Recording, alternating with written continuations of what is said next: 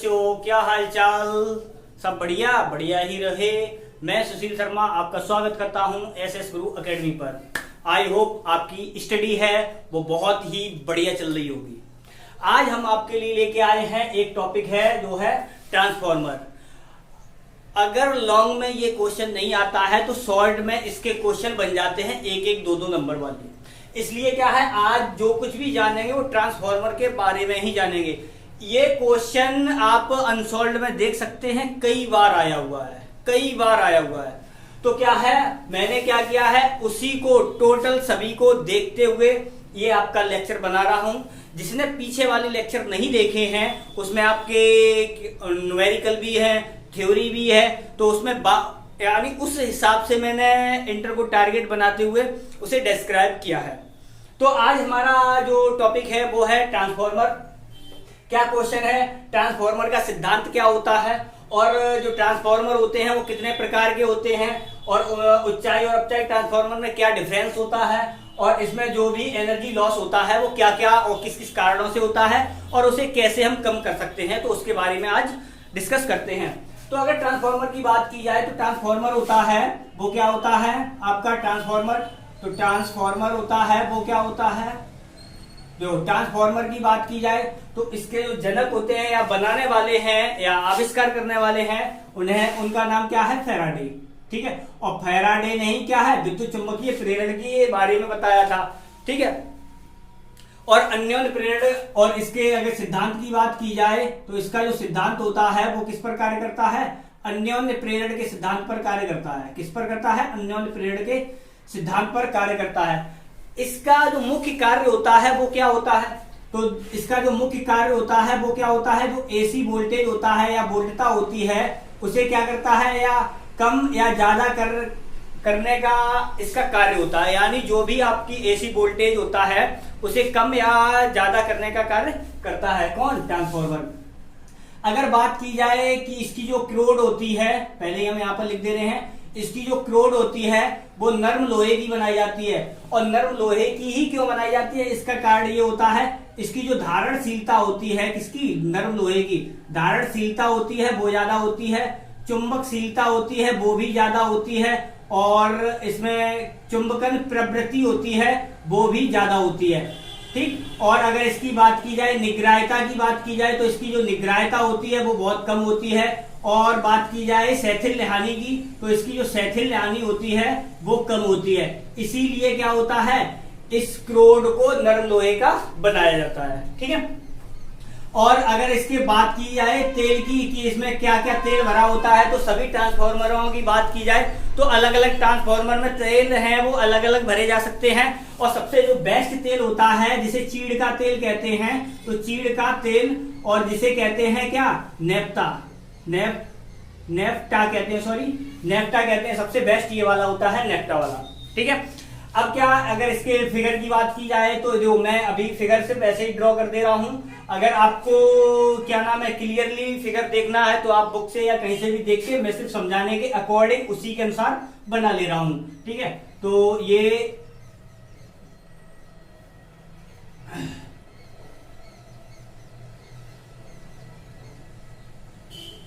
इसमें बीच में क्या होती है, एक होती है आपकी क्रोड होती है।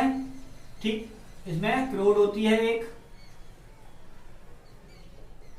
यहां पर क्या है, ऊपर एक क्या होती है आपकी, एक लगी होता है एसी में जहां पर विद्युत वाहक बल लगाया जाता है। यानी ये रहा आपका, यहां पर होगा एसी मेन। ठीक, और इसमें क्या है तुम्हारी, यहां से कुंडली यानी कुंडलियां जुड़ी होती हैं, जिसे प्राथमिक कुंडली यहां बोलेंगे। यहां से इस प्रकार से जुड़ी होती है, द्वितीय कुंडली होती है, सेकेंडरी कॉइल होती है, और यहाँ पर क्या होता है आपका, निर्गत प्राप्त होता है। ठीक है, तो यहाँ से ये मैंने ऐसे ही बना दिया है। अब क्या है यहाँ पर, तो देखो ये जो प्राथमिक कुंडली होती है और यहाँ पर होती है द्वितीय कुंडली।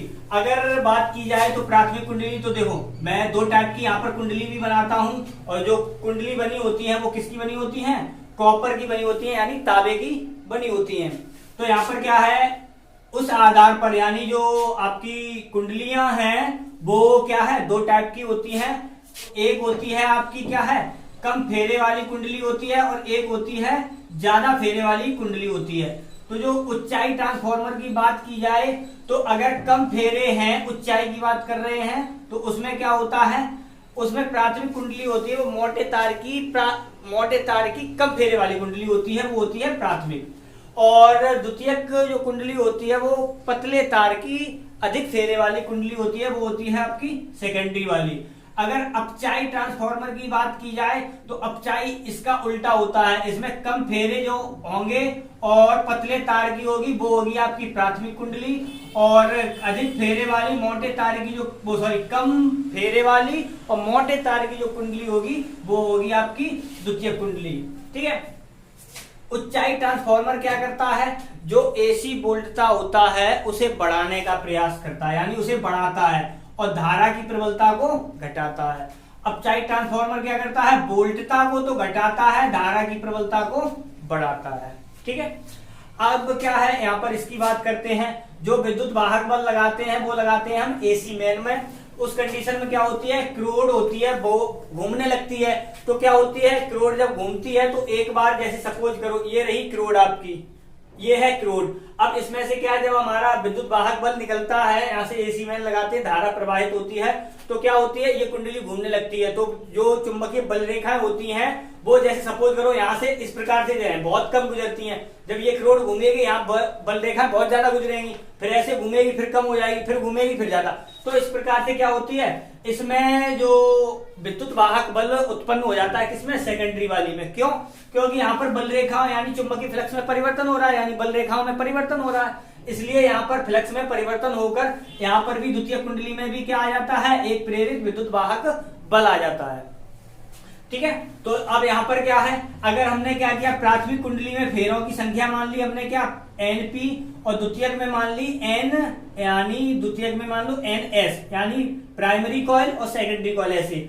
और यहाँ पर विद्युत वाहक बल अगर हम मान लें, यानी जो फ्लक्स में जो परिवर्तन होता है जितना यहाँ होता है उतना ही सेम मानते हुए करते हैं। तो फैराडे के नियम से क्या होता है आपका, E बराबर होता है माइनस का d∅/dt होता है, ये तो मेन सूत्र होता है। ठीक है। तो हमने क्या किया, यहीं से अगर हम NP की बात यानी EP की बात करें तो N, और यहाँ पर अगर फ्लक्स ग्रंथि का यानी चक्रों की संख्या होती है तो N से बड़ा हो जाता है, और यहाँ से हो जाएगा d∅/dt हो जाएगा। अब यहाँ पर प्राइमरी के लिए है तो NP हो जाएगा। ऐसे यहाँ पर ES सेकेंडरी वाली के लिए बात करेंगे आपके लिए तो हो जाएगा NS और d∅/dt, या डेल फाई भी ले सकते हैं, डेल्टा चेंज दिखा रहा है तो यहाँ पर डेल्टा का भी यूज कर सकते हैं। जब यहाँ से इनका हम रेशियो निकालते हैं तो ये इससे कैंसिल हो जाएगा, तो यहाँ से क्या आ जाएगा, EP में आ जाएगा ES बराबर आ जाएगा NP/NS। ठीक है। इसे उल्टा कर दो, इसे उल्टा कर दें तो यहाँ से क्या हो जाएगा, ES में हो जाएगा EP बराबर हो जाएगा NS में हो जाएगा NP।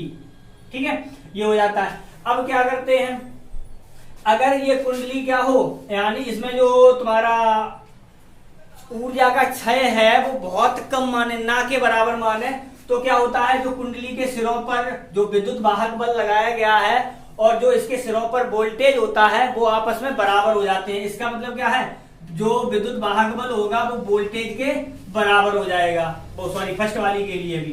ठीक है। तो फर्स्ट वाले के लिए इसका वोल्टेज के बराबर हो जाएगा, यानी BP के बराबर हो जाएगा। लेकिन क्या है, अगर आपका परिपथ सेकेंडरी कॉइल खुली हुई है, यानी ये खुली हुई हो, तो उस कंडीशन में क्या होता है, इसके सिरों पर भी जो विद्युत वाहक बल प्रेरित होता है वो इसके क्या होता है, सिरों के सिरों के विभवांतर के बराबर होता है, तो वो ये इसके बराबर हो जाता है। तो उस कंडीशन में क्या हो जाता है, ये इसके बराबर है, ये इसके बराबर है, और ये तो पहले से ही दोनों बराबर है, तो इसका मतलब ये तीनों आपस में कैसे हो जाएंगे, बराबर हो जाते हैं। ठीक है। तो इनका जो अनुपात होता है एक स्मॉल r के बराबर होता है, जिसे परिणमन अनुपात कहा जाता है। क्या कहा जाता है, परिणमन अनुपात कहा जाता है। तो अगर आपका r का मान 1 से बड़ा होता है तो यहाँ पर तुम्हारा जो ट्रांसफॉर्मर होता है वो ऊंचाई ट्रांसफॉर्मर कहलाता है। लेकिन अगर r का मान है वो आपका क्या है, 1 से कम है, तो वहां पर होता है वो अपचाई ट्रांसफॉर्मर होता है। यानी परिणमन अनुपात का मान 1 से बड़ा तो ऊंचाई और 1 से कम तो अपचाई। ठीक है।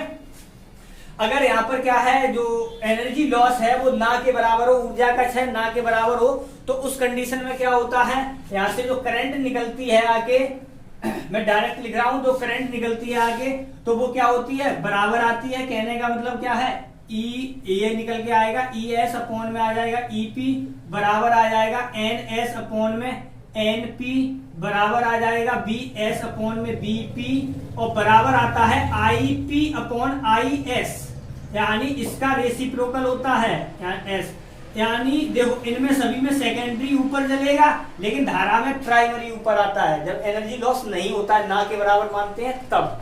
ठीक है, तो और इसे हम क्या लिख सकते हैं, आर के बराबर भी लिख सकते हैं इसे भी, क्योंकि वो भी आर के बराबर में यहाँ चलता है। तो इसका मतलब ये है, ये हमारा हो गया क्या, ट्रांसफॉर्मर के लिए ये बात। अब बात करते हैं उच्चाई और अपचाई ट्रांसफॉर्मर में अंतर की बात करते हैं। तो देखो अंतर में पहला अंतर तो यही है कि जो उच्चाई ट्रांसफॉर्मर की प्राथमिक कुंडली होती है वो होती है आपके मोटे तार की कम फेरे वाली कुंडली, और द्वितीयक वाली होती है वो कैसी होती है आपकी, अधिक फेरे वाली पतली तार की। और अपचाई का इसका ठीक उल्टा कर देंगे। और यहाँ पर उच्चाई क्या कर रहा है, वोल्टेज को बढ़ाने का काम करता है, और ये क्या करता है, वोल्टेज को घटाने का काम करता है। और यहाँ पर अगर परिणमन अनुपात की बात की जाए तो उच्चाई के लिए होता है R का मान 1 से बड़ा, और अपचाई के लिए होता है R का मान 1 से छोटा, ये हुआ। ठीक है, और यहाँ पर यही इसके अंतर होते हैं। और ये क्या करता है, धारा की प्रबलता को घटाता है, और ये धारा की प्रबलता को बढ़ाने का कार्य करता है। अब करते हैं एनर्जी लॉस की बात, कैसे कैसे एनर्जी इसमें क्षय होती है। तो देखो जो हमारी कुंडलियां बनी होती हैं वो कॉपर की बनी हुई होती हैं। तो कॉपर क्या है, जब यहाँ से करंट फ्लो होता है तो कॉपर होगा गर्म, गर्म होने से क्या होता है, इसका जो ऊष्मा होती है वो सॉरी ऊर्जा होती है वो ऊष्मा के रूप में निकलने लगती है। इसीलिए क्या होता है, इसे ठंडा करने के लिए क्या है, यहाँ पर इसके पानी और भी मतलब जो शीतलक होते हैं उनका उपयोग कर सकते हैं इसके लिए। और क्या है यहाँ पर, ये तो हो गई आपकी कॉपर की हानि होती है। और यहाँ पर क्या है आपकी, एक होती है फ्लक्स में हानि। फ्लक्स में हानि कैसे होती है तो वो भी हम बता रहे हैं। जितना फ्लक्स रियल में मान लेते हैं, लेकिन ऐसा होता नहीं है। रियल में फ्लक्स जितना यहाँ से गुजरता है उतना ना गुजर के यहाँ पर कुछ मात्रा में कम हो जाता है। जब यहाँ पर ज्यादा है यहाँ पर कम है, तो यहाँ पर कुछ ना कुछ तो लॉस हो रहा होगा, तभी तो यहाँ कम हुआ है आके। तो इसका मतलब जो फ्लक्स में परिवर्तन होता है, चेंज हो जाता है, इसके कारण क्या होती है, हमारी जो ऊर्जा ऊष्मा के रूप में निकलने लगती है, वहां पर भी क्या होती है, एनर्जी लॉस होने लगता है। ठीक है, और शैथिल्य हानि की बात की जाए तो शैथिल्य हानि क्या होता है, यहाँ पर जो कुंडली होती है वो क्या है, बार बार विचुंबकित होती है। इसके कारण क्या होता है, यहाँ पर चुंबकन वाचुंबकन हो रहा है, तो वहां पर भी ऊर्जा ऊष्मा के रूप में निकलती है। इसीलिए क्या है, शैथिल्य हानि को कम करने के लिए क्या है, क्रोड जो होती है वो नरम लोहे की बनाई जाती है। ठीक है, ये तो इस प्रकार से ये आपकी हो गई हानियां। ठीक है, और यहाँ पर अगर इसकी दक्षता की बात की जाए, ट्रांसफॉर्मर की दक्षता की यहाँ पर भी बता दे रहे हैं। तो दक्षता का क्या होती है, ट्रांसफॉर्मर की दक्षता होती है ईटा बराबर होता है VS इंटू IS अपॉन में BP इंटू IP, ये होती है। और ये भी कंडीशन कब ली जाती है, जब एनर्जी लॉस को बहुत ना के बराबर माना जाता है। ये दक्षता का सूत्र होता है। ठीक, और यहाँ पर अगर बात की जाए ट्रांसफॉर्मर की दक्षता, जो वर्तमान समय में ट्रांसफॉर्मर है तो इनकी दक्षता लगभग 90% तक मानी जाती है। ठीक है, तो ये होगा हमारा आज का ट्रांसफॉर्मर का टोटल। मैंने आपको सब कुछ बता दिया। 1 नंबर के क्वेश्चन यहाँ से बन सकते हैं, ये लिखे हैं आपके, और यहाँ से लिखा है ये सब कुछ, और R का मान भी, और ऊंचाई और अपचाई ट्रांसफॉर्मर में अंतर, सब कुछ मैंने आपको बता दिया। जो ट्रांसफॉर्मर से रिलेटेड क्वेश्चन शॉर्ट में हो, लॉन्ग में हो, जैसे भी हो बन सकते हैं। अगर आपको वीडियो पसंद आया हो तो वीडियो को लाइक करें, चैनल पर नए आए हो तो चैनल को सब्सक्राइब करें और अपने दोस्तों के साथ शेयर करें। बाय।